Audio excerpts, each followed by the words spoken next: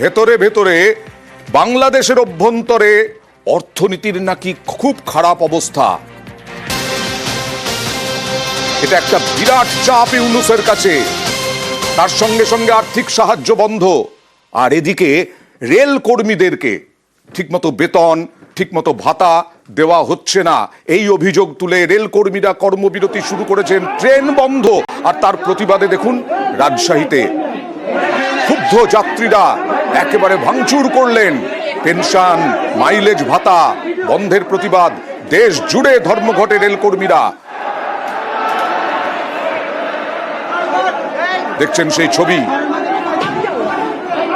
কথা বলবো মৈত্রেয়ীর সঙ্গে। মৈত্রেয়ী, অর্থনৈতিক দিক থেকে প্রবল চাপে বাংলাদেশ, যা জানা যাচ্ছিল সাধারণ মানুষের উপরে ব্যাপক বোঝা চেপেছে, তারই কি বলা যায় একটা ছবি উঠে এলো এই বাংলাদেশে? স্টেশন ভাঙচুর, ট্রেন বন্ধ।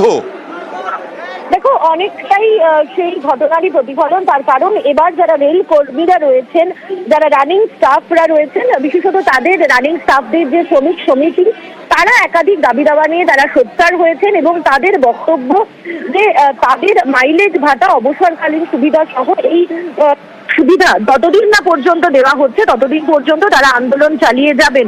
এবং সেই কারণেই গতকাল রাত থেকে বাংলাদেশের একটা বিস্তীর্ণ অঞ্চল জুড়ে কিন্তু রেল কর্মীরা তারা স্ট্রাইক ডেকেছেন। ফলে বাংলাদেশের রেল চলাচল কার্যত বন্ধ।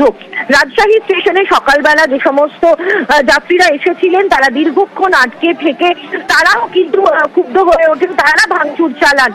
সেই ছবিও সামনে এসেছে। ফলে সব মিলিয়ে অত্যন্ত জটিল পরিস্থিতি এই মুহূর্তে তৈরি হয়ে গিয়েছে বাংলাদেশের অভ্যন্তরে।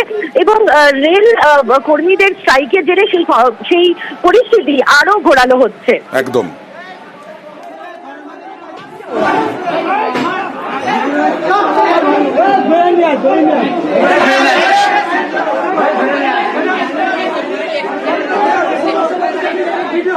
আমাদের যে মাইলেজ সুবিধাটা দেওয়া হচ্ছিল দীর্ঘ 160 বছর ধরে, এটা যৌক্তিকতা আছে বিধায় আসছিল। বিগত ফ্যাসিস্ট সরকার সেটাকে যেভাবে গৃহীত করেছিল তার প্রতিবাদে দীর্ঘদিন ধরে আলোচনা চলছে। আপনারা জানেন, যদি দাবি না মানা হয় ততক্ষণ পর্যন্ত আমাদের আন্দোলন চলবে। আমরা এখনো পর্যন্ত ওরকম কোনো আশ্বাস পাই নাই। আমরা দাবি আদায় হলে আমরা এখানে কেন থাকবো? আমরা ব্যাগ অ্যান্ড ব্যাগেজ গুছিয়ে বাসার থেকে বেরিয়েছি যে আমাদের আন্দোলন সমাপ্তি হবে, সাথে সাথে আমরা গাড়িতে চলে যাব। কারণ আমাদের সাথে জনগণ সম্পৃক্ত ও অপ্রত্যক্ষভাবে জড়িত। আমরা চাই না তাদেরকে এই সাফারিংটা আর দীর্ঘায়িত হোক। রেলের কিছু ইস্যু ছিল, তাদের কিছু কর্মচারীদের আমরা বেশ কয়েকদিন আগেই আমাদের তাদের যৌক্তিক যে সেগুলো আমরা দিয়েছি। তারপরে তারা কেন করেছে এটা তাদের ব্যাপার। কারণ হয় কি, প্রত্যেকেরই দাবি দেওয়া, একাধিক দাবি দেওয়া থাকে, তাই না? তারা বলেছে এই দিতে হবে, ওভারটাইম অ্যালাউন্স দিতে হবে, পেনশন। আমরা যতটুকু আমাদের সম্পদের সেটা আমরা বলেছি, অন্যরা সংস্থা আমরা যে বই দিয়েছি আমরা দিয়েছি। এতে মোটামুটি আমার মনে হয় একটা যুক্তি ছিল এবং আমরা দিয়েছি সুবিধা।